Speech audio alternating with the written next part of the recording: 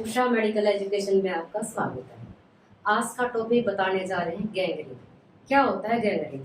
Gangrene क्या होता है? जैसे डायबिटीज में कई बार एम्पुटेशन करनी पड़ जाती है। क्यों करनी पड़ जाती है? कई बार गैंग्रीन हो जाता है। गैंग्रीन का मतलब है death of the body tissue. Body tissue में की डेथ हो जाता है। क्यों हो जाती है? सबसे पहले नेक्रोसिस। नेक्रोसिस का मतलब है टिश्यूज की डेथ हो रहे क्यों होती है?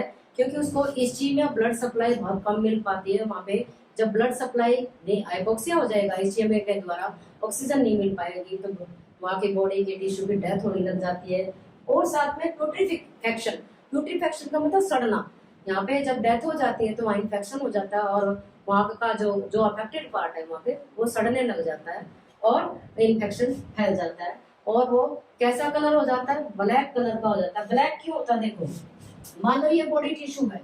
बॉडी टिश्यू में स्कार, यहाँ पे इस्चीमिया हुआ। इस्चीमिया के द्वारा यानी कि ब्लड सप्लाई नेक्रोसिस कॉज बताएंगे क्यों होती है। नेक्रोसिस हो जाती है और एक लाइन आ जाती है इतने, ये है नॉर्मल टिश्यू और यहाँ पे ये नेक्रोसिस हो रखा है। नेक्रोसिस होने से सप्लाई बंद हो गई। सप्लाई बंद होने से क्या होगा? यहाँ पे डेथ होगी टिश्यू की। टिश्यू की डेथ के कारण क्या होगा? जब डेथ होगी तो आरबीसी से बाहर निकल, आरबीसी की नेचुरल डेथ होगी। आरबीसी जब डेथ होगी तो उसमें से निकलेगा हीमोग्लोबिन। हीमोग्लोबिन जब निकलता है तो वो किससे बनता है? हीमोग्लोबिन आयरन से। आयरन का कलर कैसा होता है? आयरन के जब निकलेगा तो आयरन सल्फाइड यानी सल्फाइड क्या करेगा? केमिकल रिएक्शन करेगा और डार्क ब्लैक कलर उस पार्ट का हो जाएगा, अफेक्टेड पार्ट का। ये लोकेशन के ऊपर डिपेंड करता है, सिवियरिटी कितनी है उसके ऊपर डिपेंड करता है और कौन सी कॉज है उसके ऊपर डिपेंड करता है। अब हम मतलब इसको करेंगे, तीन टाइप का गैंग्रीन होता है, ड्राई गैंग्रीन, वेट गैंग्रीन और गैस गैंग्रीन। हम ड्राई गैंग्रीन के बारे में बताते हैं। पहले कॉज कर लेते हैं हम। क्या होता है? कभी भी इंफेक्शन हो जाता है, जैसे अभी मैंने बताया इंफेक्शन हुआ, कोई इंजरी हुई। जैसे इंजरी जब भी होती है तो जो टेटनस के कीटाणु कहाँ होते हैं? मिट्टी में पड़े होते हैं, इनएक्टिव स्टेज में। तो जैसे ही इंजरी हुई तो वो ब्लड सर्कुलेशन में पहुंच के क्या क्लोस्ट्रीडियम जो बैक्टीरिया है वो उस पर क्या करेंगे? साथ साथ में टेटनस कर देते हैं। तो ऐसे ही हमारा बैक्टीरिया है जो इंजरी होने पे ये चीजें कर सकता है। टाइट बैंडेज होगी तो सर्कुलेशन रुकेगा। पीओपी यानी प्लास्टर ऑफ पेरिस, यदि प्लास्टर बंधा टाइट हो तो भी रुकेगा। Obstruction in the blood vessel. अब ब्लड वेसल में क्या होता? कोई थ्रोम्बस हो गया या प्लेक यानी कोलेस्ट्रॉल का ज्यादा जमा होना, क्योंकि फॉरेन बॉडी हमेशा अट्रैक्ट करती रहती है तो उसकी वजह से नैरो हो जाएगी ब्लड वेसल, सप्लाई कम हो जाएगी। और एथेरोस्क्लेरोसिस का मतलब जैसे जैसे एज बढ़ती है उस हिसाब से जो हमारी आर्टरीज है उनकी जो मतलब फैट बढ़ जाता है उसमें और उनकी जो फ्लेक्सिबिलिटी थी वो हार्डनिंग में बदल जाएगी।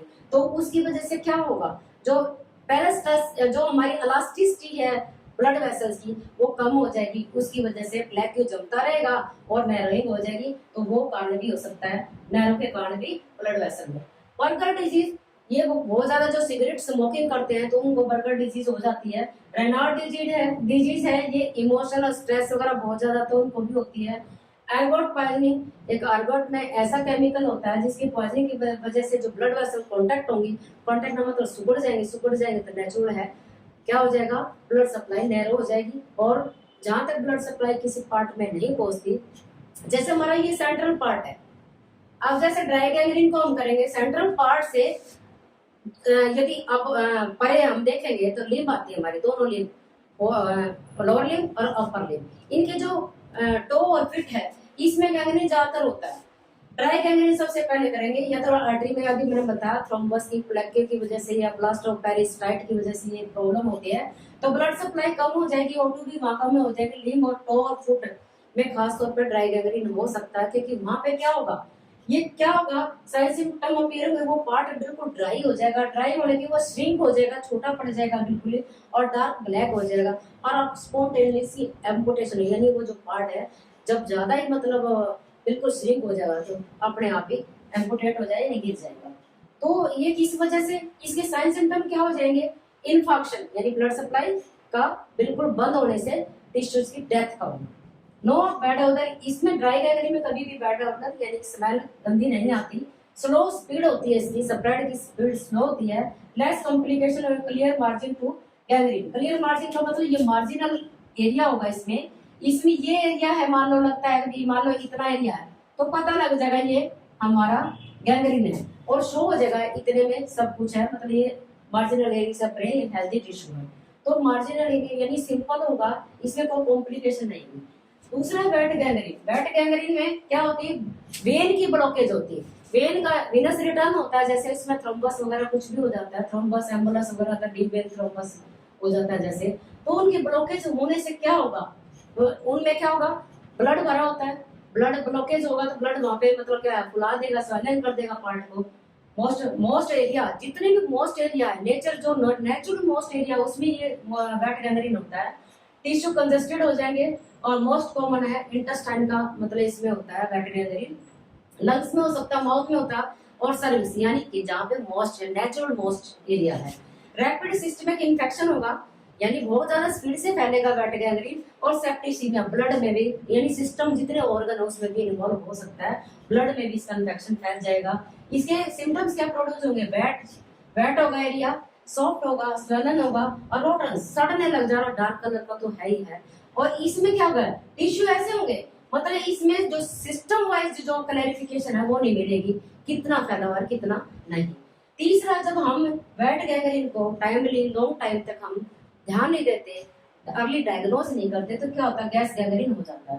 टाइप ऑफ वेट गैंग्रीन है ये भी। और कौन सा, जैसे टेटनस का मैंने अभी बताया, तो इसी तरह से क्लोस्ट्रीडियम परफेंजिंग जो गैस को फॉर्मिंग बैक्टीरिया है वो मतलब इसको करता है गैस गैंग्रीन को। कार्बन डाइऑक्साइड की ब्लड में ज्यादा मात्रा हो जाती है। सिम्टम्स वेट होगा, स्वेलन और इंक्रीज, वेट से भी ज्यादा होगा क्योंकि ये बिगड़ा रूप है। पेन बहुत ज्यादा बढ़ जाएगी क्योंकि जितनी ज्यादा स्वेलिंग उतनी ज्यादा पेन। और क्रेप्टिस, क्योंकि यहाँ पे क्या होगा, क्रेप्टिस का मतलब है जैसे ही हम कोई एरिया जहाँ अफेक्टेड एरिया उसको दबाएंगे तो वहाँ पे गैस भरी होगी, साथ साथ में फ्लूइड भरा होगा या ब्लड भरा होगा, तो दबाएंगे तो आवाज आएगी।